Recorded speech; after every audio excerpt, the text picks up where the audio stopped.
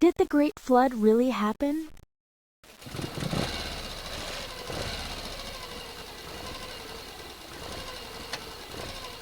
Have you ever heard the story of a flood so big it covered the whole world?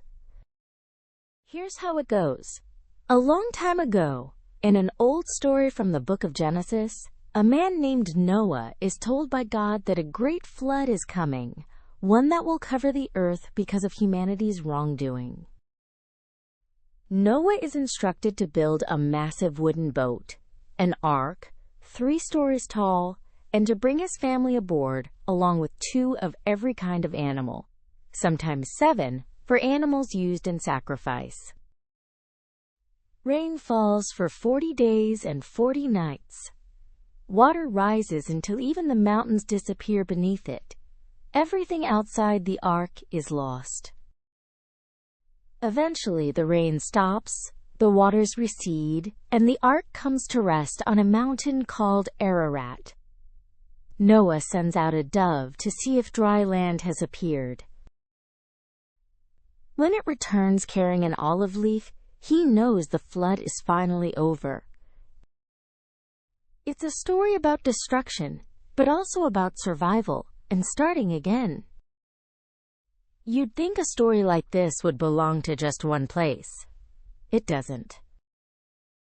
In ancient Mesopotamia, the region we now call Iraq, there's the Epic of Gilgamesh, where a man named Utnapishtim is warned by a god to build a boat before a flood destroys the world. In Hindu tradition, the god Vishnu takes the form of a fish and warns a man named Manu about a coming flood, telling him to build a boat and gather the seeds of every living thing. In Greek mythology, Zeus floods the earth to punish humanity, and only Deucalion and his wife Pyrrha survive, floating in a chest until the waters go down. In Chinese legend, there's the story of Gun Yu, decades of catastrophic flooding along the Yellow River, and a hero named Yu the Great who spends years digging channels to drain the water away. Indigenous peoples across the Americas, from the Hopi to the Maya to tribes along the Amazon, tell their own flood stories too, often involving a warning, a vessel, and survivors who repopulate the world. Different gods, different heroes, different boats, but the shape of the story, warning, flood, survival, rebirth, shows up again and again on continents that had no contact with each other for thousands of years. That's not a coincidence. That's a clue. Now here's the question that should be nagging at you.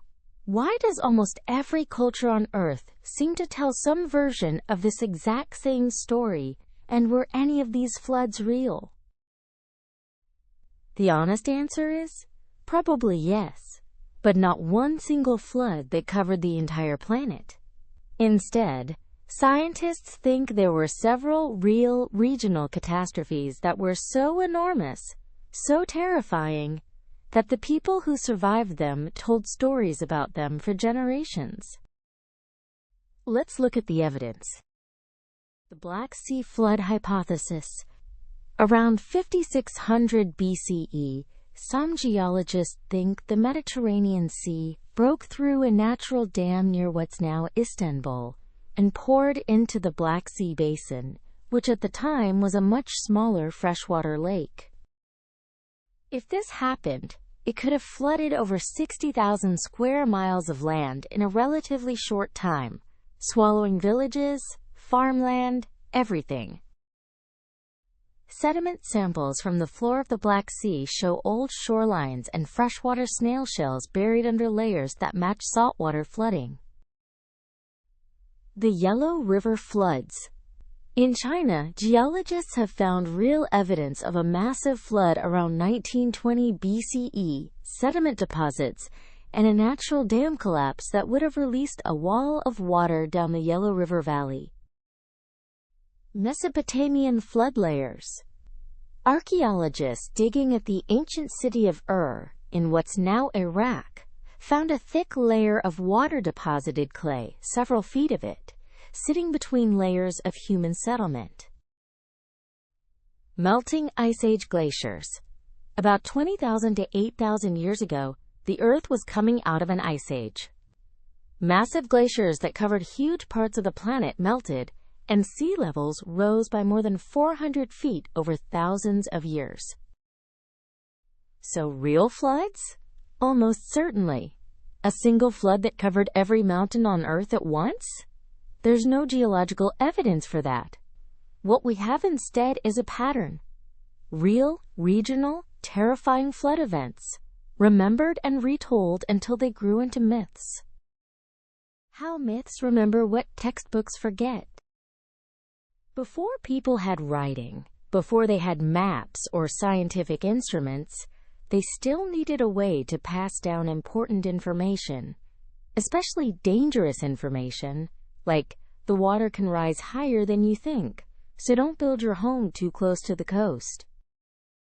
A myth is often a fact wrapped in a memorable, dramatic package so it survives being told for 100 generations without a single written word. Think about it from an engineering perspective. A plain fact like sea level rose 400 feet after the Ice Age is boring and hard to remember. But a story about a hero who builds a boat, saves the animals, and survives God's judgment? That's unforgettable. This is actually something geologists and anthropologists take seriously today. It's called geomythology, the study of how myths and legends might encode real natural events like floods, earthquakes, volcanic eruptions, and meteor strikes. Scientists have used Aboriginal Australian stories about coastlines to help confirm where the shore used to be thousands of years ago, before sea levels rose. They've used Native American oral histories about the ground shaking and the water pulling back near the Pacific coast to help confirm the timing of a massive earthquake.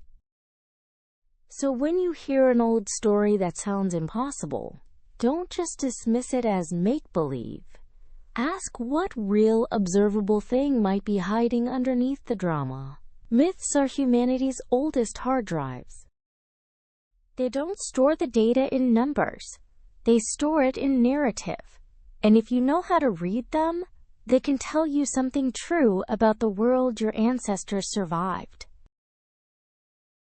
History is hidden inside every story.